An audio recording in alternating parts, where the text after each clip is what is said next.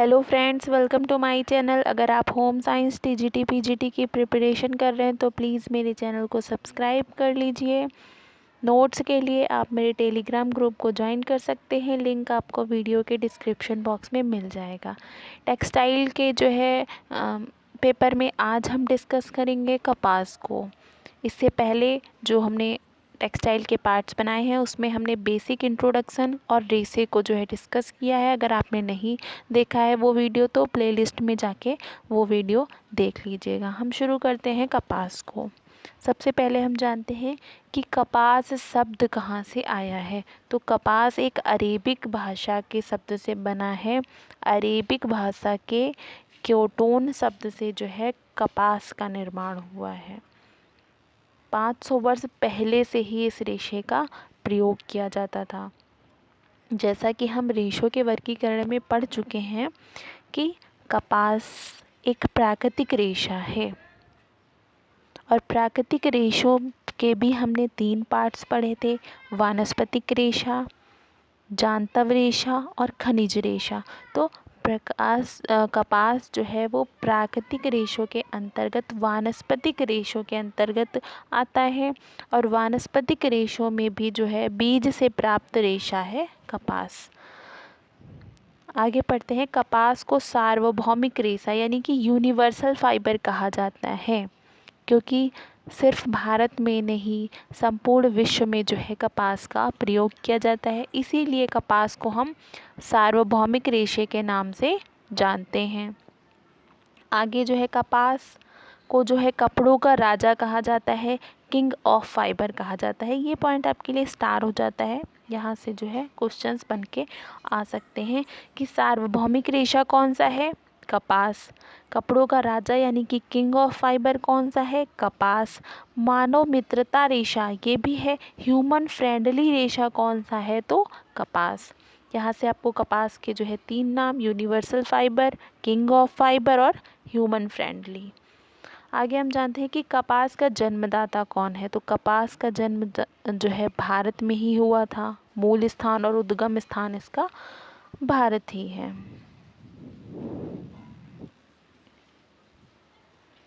आगे बढ़ते हैं। तो कपास उत्पादन की दृष्टि से जो है, अगर हम उत्पादन के आधार पर जो है समझें तो उत्पादन की दृष्टि से जो है भारत कपास में प्रथम स्थान पर है। और यूनानी जो है कपास की तुलना भेड़ से प्राप्त ऊन से करते थे। ये पॉइंट भी आपके लिए इम्पोर्टेंट है कि कौन जो है कपास की तुलना भेड़ से प्राप्त ऊन से करते थे, या यूनानी कपास की तुलना जो है किससे करते थे, ऐसे भी क्वेश्चन पूछा जा सकता है। आगे हम बढ़ते हैं। भारत में जो है कपास कहाँ कहाँ, ये तो हमने देख लिया कि कपास का जन्म भारत में हुआ है। उत्पादन की दृष्टि से जो है सबसे ज़्यादा उत्पादन जो है भारत में होता है कपास का। लेकिन अब हम जानेंगे कि कपास का जो है उत्पादन भारत में कहाँ कहाँ होता है। तो भारत में गुजरात, महाराष्ट्र और मध्य प्रदेश में जो है कपास की खेती की जाती है। आगे गुणवत्ता की दृष्टि से मिस्र की कपास जो है उच्च किस्म की मानी जाती है। तो अगर गुणवत्ता के आधार पर सबसे अच्छी कपास पूछे तो मिस्र की कपास सबसे अच्छी होती है। कपास की खेती की दशाएं हम पढ़ लेते हैं, यहाँ ये भी इम्पॉर्टेंट है। कपास की खेती के लिए जलवायु कौन सी होनी चाहिए, उष्ण कटिबंधीय जलवायु। मिट्टी की बात करें तो कपास की खेती के लिए क्षार युक्त और काली मिट्टी की जो है आवश्यकता होती है। काली मिट्टी को रेगुर मृदा के नाम से भी जानते हैं, ये पॉइंट भी आप नोट कर लीजिएगा। आगे हम बढ़ते हैं। सर्वप्रथम सूती मील का जो है निर्माण कहाँ हुआ था, ये क्वेश्चंस भी आपके लिए इम्पोर्टेंट हैं। तो इनको जो है ये नीचे के सारे पॉइंट्स आप स्टार लगा के लिख लीजिएगा नोट्स में। 1818 में सबसे पहली सूती मिल कलकत्ता में जो है स्थापित की गई, सबसे पहली 1818 में। दूसरी बार 1854 में दूसरी सूती मिल जो है 1854 में कहाँ स्थापित की गई, मुंबई में स्थापित की गई। तीसरी 1861 में अहमदाबाद में स्थापित की गई। तो ये तीनों ही आपके लिए इम्पोर्टेंट है कि पहली सूती मिल कब और कहाँ स्थापित की गई। तो पहली सूती मिल जो है 1818 में कोलकाता में स्थापित की गई। दूसरी सूती मिल जो है 1854 में मुंबई में स्थापित की गई।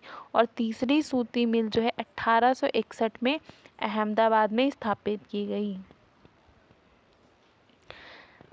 कपास के पेड़ की जो है लंबाई पूछे तो 3.6 से 4.6 फीट होती है कपास के पेड़ की लंबाई। कपास के रेशों की लंबाई पूछे तो 1.5 से लेके 2.5 इंच तक जो है कपास के रेशों की लंबाई होती है।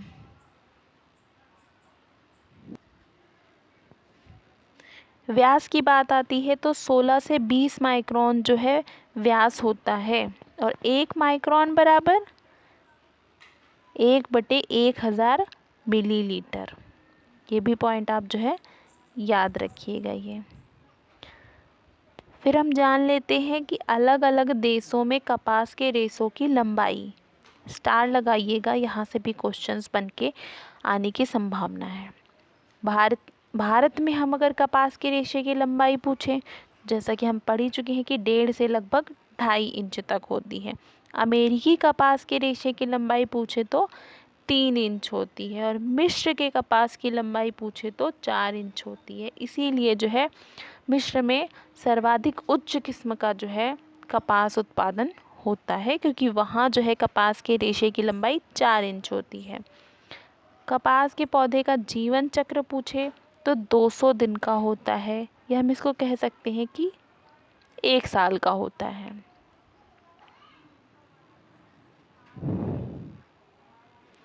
आगे समझते हैं सबसे इम्पॉर्टेंट प्रोसेस जहाँ से आपके क्वेश्चंस बन के आते हैं। सीक्वेंस में भी पूछता है और पर्टिकुलर नाम से भी पूछता है कि इस प्रोसेस में क्या होता है। और ये प्रोसेस जो है बहुत ही इम्पॉर्टेंट है, तो आप इसको नोट करते हुए चलिएगा। फ्लो चार्ट ऐसे ही बनाते हुए चलिएगा, इसको याद करते हुए चलिएगा, ताकि एग्ज़ाम में आपको यहाँ से कोई अगर क्वेश्चन आए तो आपको डाउट नहीं होना चाहिए। प्रक्रिया की बात करें तो सबसे पहली प्रक्रिया जो होती है उसको हार्वेस्टिंग कहते हैं। हार्वेस्टिंग प्रक्रिया के अंतर्गत कपास की जो है खेती के प्रारंभ से लेकर कोई एकत्र करने तक जो है जितने भी प्रक्रियाएं होती हैं उनको हम हार्वेस्टिंग के अंतर्गत रखते हैं।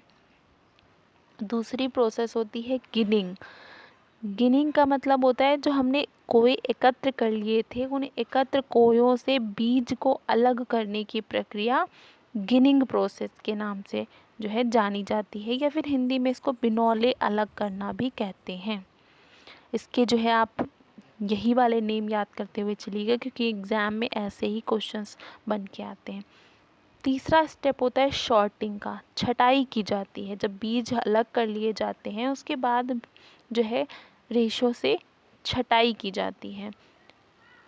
चौथा स्टेप है छटाई करने के बाद जो रेशे हमारे पास निकल के आते हैं उनको बांधा जाता है, गांठें बनाई जाती हैं। गांठें बांधना कहते हैं बेलिंग। गांठें बनाई जाती हैं और इनको जो है आगे की क्रियाओं के लिए मील में भेजा जाता है। पांचवा स्टेप होता है ओपनिंग एंड ब्लेंडिंग।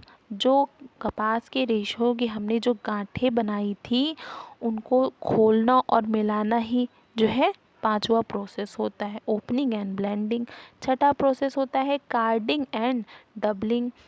खोलने के बाद जो है हम धुनाई प्रक्रिया करते हैं। कार्डिंग का मतलब होता है धुनाई प्रक्रिया। धुनाई प्रक्रिया के द्वारा जो है रेशों की गंदगी, धूल, मिट्टी, चिकनाई आदि हटाई जाती है।